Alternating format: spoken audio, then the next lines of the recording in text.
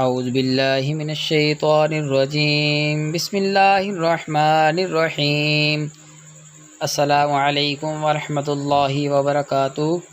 حضرت جابر رضی اللہ تعالی عنہ نبی صلی اللہ علیہ وسلم سے روایت کرتے ہیں، آپ نے فرمایا جب میت کو قبر میں داخل کیا جاتا ہے تو اسے سورج ایسے دکھایا جاتا ہے جیسے وہ قریب الغروب ہو، پس وہ بیٹھ جاتا ہے اور وہ اپنی آنکھیں ملتے ہوئے کہتا ہے مجھے چھوڑ دو، میں نماز پڑھ لوں۔ حضرت اسماء بنت ابی بکر رضی اللہ تعالی بیان کرتی ہیں، رسول اللہ صلی اللہ علیہ وسلم خطبہ جمعہ ارشاد فرمانے کے لیے کھڑے ہوئے تو آپ نے فتنہ قبر کا ذکر فرمایا جس میں آدمی کو آزمایا جائے گا۔ پس جب آپ صلی اللہ علیہ وسلم نے اس کا ذکر فرمایا تو مسلمان زور سے رونے لگے۔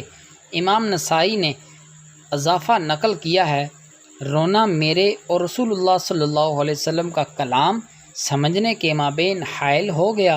جب ان کا یہ رونا اور شور تھما تو میں نے اپنے پاس والے ایک آدمی سے کہا اللہ تعالیٰ تمہیں برکت عطا فرمائے۔ رسول اللہ صلی اللہ علیہ وسلم نے اپنے کلام کے آخر پر کیا فرمایا؟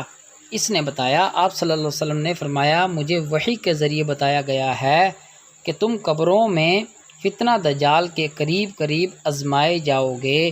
اللہ تعالیٰ ان احادیث پر عمل کرنے اور دوسروں تک یہ حدیث پہنچانے کی توفیق عطا فرمائے، آمین بجاہ النبی الامین وصلی اللہ علیہ وسلم۔